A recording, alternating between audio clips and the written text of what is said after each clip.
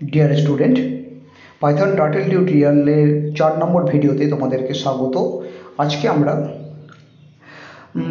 টার্টলকে কী করে হাইড করতে হয় সেই পদ্ধতি শিখব। দেখো, এই যে বক্সটা ড্র হয়েছিল আগের দিন, তো এই বক্সটাতে আমরা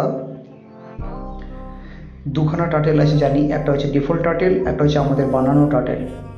তো দুটো টার্টলকে হাইড করার জন্য হাইড টার্টল নামে একটি ফাংশন রয়েছে। সেই ফাংশনটি কী করে কাজ করে তার একটা ছোট্ট ডেমো দিচ্ছি, দেখে নাও।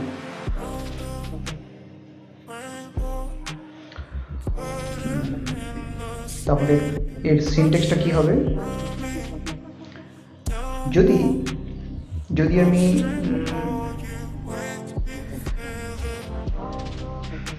আমাদের তৈরি করা টার্টলটাকে হাইড করতে চাই তাহলে কী করব, যদি ডিফল্ট টার্টলকে হাইড করতে চাই তাহলে কী করব, ফাংশন নেম দেবো, দিয়ে হাইড টার্টল, ব্র্যাকেট শুরু ব্র্যাকেট শেষ। এই যে ব্র্যাকেট শুরু আর ব্র্যাকেট শেষ হচ্ছে, এটাকে প্যারান্থেসিস বলে, সরি। দেখো, টি ডট হাইড টার্টল, টি হচ্ছে আমাদের টার্টলটার নাম, যে টার্টলটা আমরা বানিয়ে রেখেছি ফাইলের মধ্যে, আর তাকে হাইড টার্টল প্রি ডিফাইন্ড ফাংশনকে কল করে হাইড করা হচ্ছে।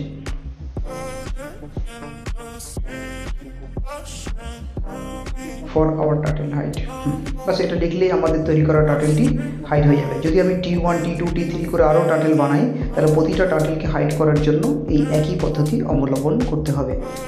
নেক্সট, এবার যদি ডিফল্ট টার্টল মানে প্রথম থেকে যে টার্টলটা থাকে সেই টার্টলটাকে যদি হাইড করতে হয়, তাহলে তোমাদের এই ফাংশনটাকে একটু অন্যরকমভাবে লিখতে হবে।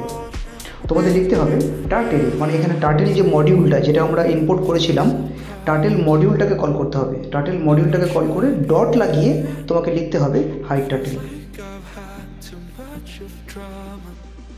আর হাইড টার্টলের পরে প্যারান্থেসিসটা দিতে হবে। প্যারান্থেসিসের মধ্যে কোনো ভ্যালু দেওয়ার প্রয়োজন নেই। খুব সিম্পল, আই থিঙ্ক তোমরা পারবে। প্র্যাকটিক্যাল দেখে নাও।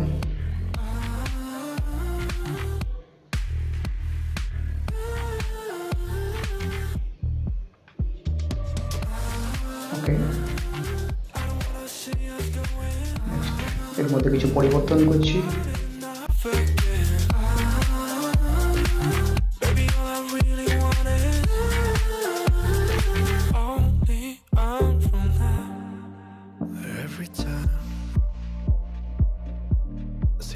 Of your good side, I start wondering how I could make it last a little longer.